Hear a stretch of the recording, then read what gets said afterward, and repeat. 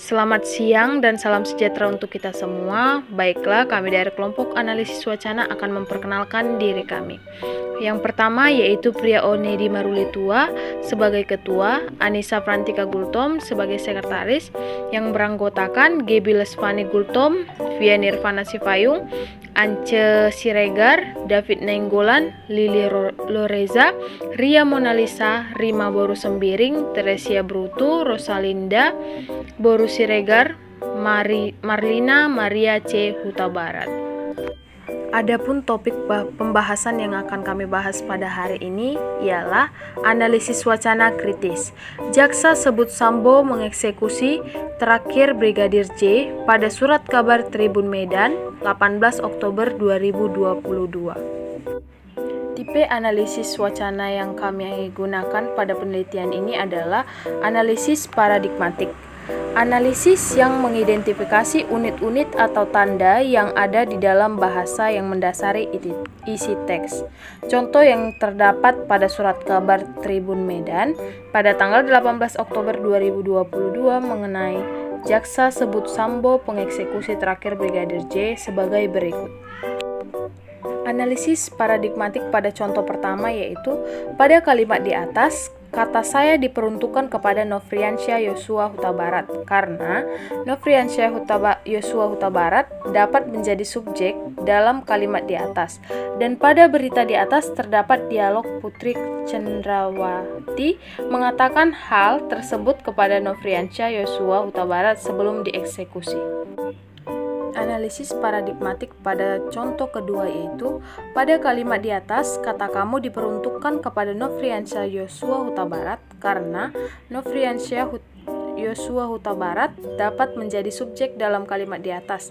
Dan pada berita di atas terdapat dialog Ferdi Sambo mengatakan hal tersebut kepada Nofriansyah Yosua Huta Barat sebelum dieksekusi. Selanjutnya yaitu berdasarkan contoh ketiga, analisis paradigmatik yang kami dapat yaitu pada kalimat di atas kata mereka diperuntukkan kepada Richard Eliezer, Kuat Makruf, dan Rizky Rizal karena Richard Eliezer, Kuat Makruf, dan Rizky Rizal dapat menjadi subjek dalam kalimat di atas. Dan pada berita di atas terdapat dialog Ferdi Sambo mengatakan hal tersebut kepada Nofriansyah Yosua Huta Barat sebelum dieksekusi. Realitas. Jaksa sebut Sambo sebagai pengeksekusi terakhir Brigadir Joshua. Proses konstruksi realitas oleh pelaku.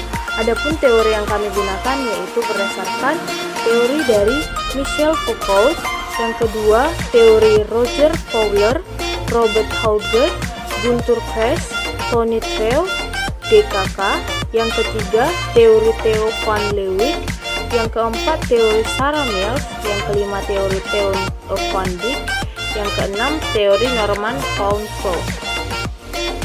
Sistem komunikasi yang berlaku. Pendekatan yang kami gunakan yakni pendekatan teori Adrianus van Dijk karena membahas mengenai kognisi sosial, yakni cara individu untuk mengingat, menganalisa, dan menggunakan informasi yang diterima dari peristiwa sosial.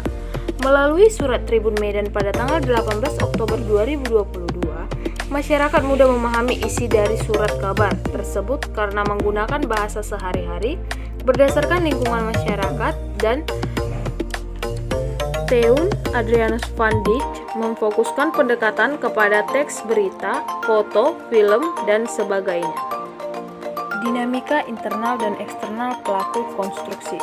Pendekatan yang digunakan mengacu pada model perubahan sosial.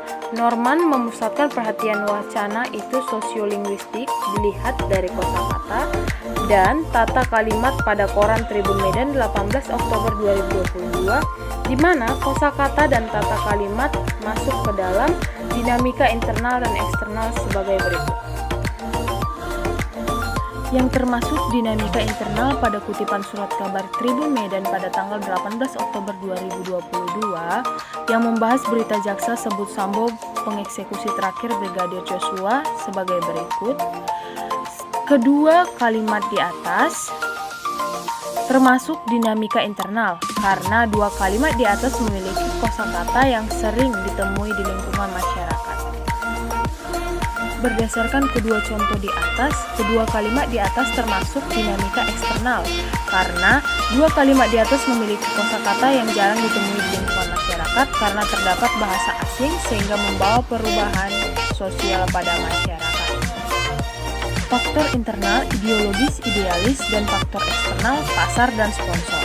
Pendekatan yang digunakan adalah pendekatan Michel Foucault pada kutipan surat kabar Tribun Medan 18 Oktober 2022. Berdasarkan kedua contoh di atas, karena pada kalimat kutipan di atas terdapat KUHP, Kitab Undang-Undang Hukum Pidana, di mana KUHP ini adalah salah satu contoh pengetahuan dan kekuasaan sehingga pendekatan Michel Foucault sejalan dengan kalimat di atas dan juga didukung oleh epistem. Epistem adalah bentuk pengetahuan yang otoritatif atau pengetahuan yang telah dimantapkan sebagai pemaknaan terhadap situasi tertentu pada suatu zaman. Mengapa didukung dengan epistem? Karena KUHP sudah dimantapkan sebagai pemaknaan terhadap sebuah situasi. Biasanya KUHP memiliki pasal yang berbeda pada masing-masing kasusnya. Faktor eksternal. Analisis wacana kritis ini didukung dari surat kabar Tribun Medan dengan latar belakang berita tanggal 18 Oktober 2022 yang membahas berita jaksa sebut Sambo pengeksekusi terakhir Brigadir Joshua, dan surat kabar ini sering ditemui di toko penjual surat kabar, pedagang surat kabar di lampu lalu lintas, pasar, dan warung kopi karena harganya yang cukup terjangkau dan bahasanya yang terdapat pada surat kabar Tribun Medan ini mudah dipahami dan dianalisis oleh masyarakat. Strategi mengkonstruksikan realita.